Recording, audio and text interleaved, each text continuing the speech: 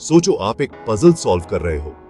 आप चाहते हो कि सारे पीसेस बिल्कुल परफेक्टली फिट हो, है ना? मैन्युफैक्चरिंग की दुनिया में हम GD&T यूज करते हैं पार्ट्स को बिल्कुल ऐसे ही फिट करवाने के लिए। GD&T का मतलब है जियोमेट्रिक डायमेंशनिंग एंड टॉलरेंसिंग। ये सिंबल्स और रूल्स का सिस्टम है जो इंजीनियर्स ड्राइंग्स पे यूज करते हैं। ये पार्ट्स बनाने वालों को बताते हैं कि हर फीचर कैसा होना चाहिए। GD&T का एक इंपॉर्टेंट आइडिया है एनवेलोप प्रिंसिपल। इसे आप अपने पार्ट के चारों तरफ एक प्रोटेक्टिव बबल की तरह इमेजिन करो, जो ये इंश्योर करता है कि पार्ट ज्यादा बड़ा या छोटा ना हो। इस ऐसे में हम एनवेलोप प्रिंसिपल को आसान भाषा में समझेंगे, चाहे आप इंजीनियरिंग में नए ही क्यों ना हो।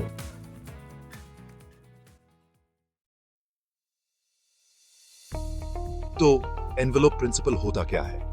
सिंपल शब्दों में ये एक रूल है जो इंश्योर करता है कि पार्ट्स सही से फिट हों, मैन्युफैक्चरिंग में थोड़े बहुत वेरिएशंस होने पर भी। इमेजिन करो, आप एक शाफ्ट बना रहे हो जो एक होल में फिट होना चाहिए। एनवेलप प्रिंसिपल कहता है कि शाफ्ट का सबसे बड़ा साइज यानी मैक्सिमम मटेरियल कंडीशन भी सबसे छोटे अलाउएबल होल में फिट होना चाहिए। ये प्रिंसिपल इंपॉर्टेंट है क्योंकि ये पार्ट्स के बीच इंटरफियरेंस को रोकता है। इमेजिन करो, आप एक चौकोर पेग को गोल होल में डालने की कोशिश कर रहे हो। एनवेलोप प्रिंसिपल से हम यही अवॉइड करना चाहते हैं। पार्ट के साइज और शेप के लिए एक क्लियर बाउंड्री डिफाइन करके एनवेलोप प्रिंसिपल इंटरचेंजेबिलिटी और प्रॉपर फंक्शन इंश्योर करता है। मान लीजिए आप एक शाफ्ट बना रहे हैं जिसका डायमीटर 25 मिलीमीटर है और टॉलरेंस प्लस या माइनस 0.1 मिलीमीटर है। इसका मतलब है कि शाफ्ट 24.9 मिलीमीटर जितना छोटा या 25.1 मिलीमीटर जितना बड़ा हो सकता है। एनवेलोप प्रिंसिपल के हिसाब से 25.1 मिलीमीटर के अपने सबसे बड़े परमिसिबल साइज पर भी शाफ्ट परफेक्टली सिलिंड्रिकल होना चाहिए और अपने इंटेंडेड मेटिंग पार्ट में फिट होना चाहिए।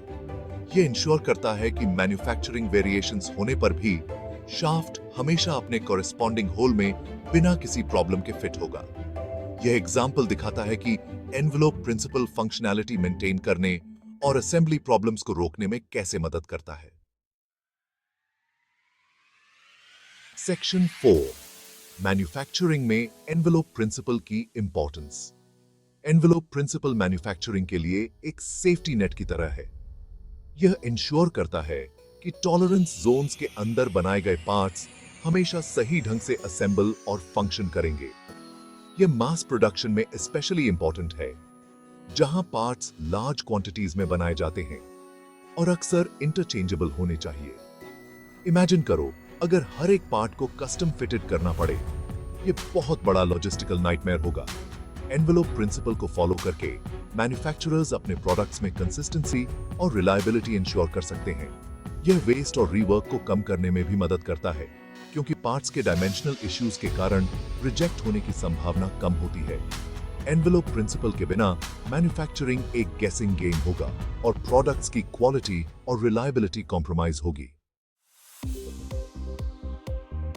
Section 5, applying the envelope principle. Engineering drawings.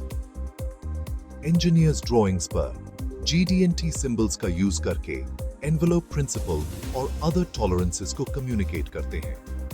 ये सिंबल्स पार्ट के ज्योमेट्री में अलाउएबल वेरिएशंस को स्पेसिफाई करने का एक क्लियर और कंसाइज तरीका प्रदान करते हैं। फॉर एग्जांपल, स्ट्रेटनेस का सिंबल इंश्योर करता है कि एक सरफेस एक सर्टेन टॉलरेंस जोन के अंदर स्ट्रेट है। यह उन पार्ट्स के लिए क्रूशियल है जो स्लाइड या रोटेट करते हैं, क्योंकि स्ट्रेटनेस से कोई भी डिविएशन फ्रिक्शन या बाइंडिंग कॉज कर सकता है। इन सिंबल्स को समझकर मैन्युफैक्चरर्स ऐसे पार्ट्स प्रोड्यूस कर सकते हैं जो डिजाइन इंटेंट को मीट करते हैं और इंटेंडेड फंक्शन करते हैं। इंजीनियरिंग ड्राइंग्स पर एनवेलोप प्रिंसिपल का प्रॉपर एप्लीकेशन डिजाइनर्स और मैन्युफैक्चरर्स के बीच सीमलेस कम्युनिकेशन के लिए एसेंशियल है, जिसके रिजल्ट में हाई क्वालिटी रिलायबल प्रोडक्ट्स मिलते हैं।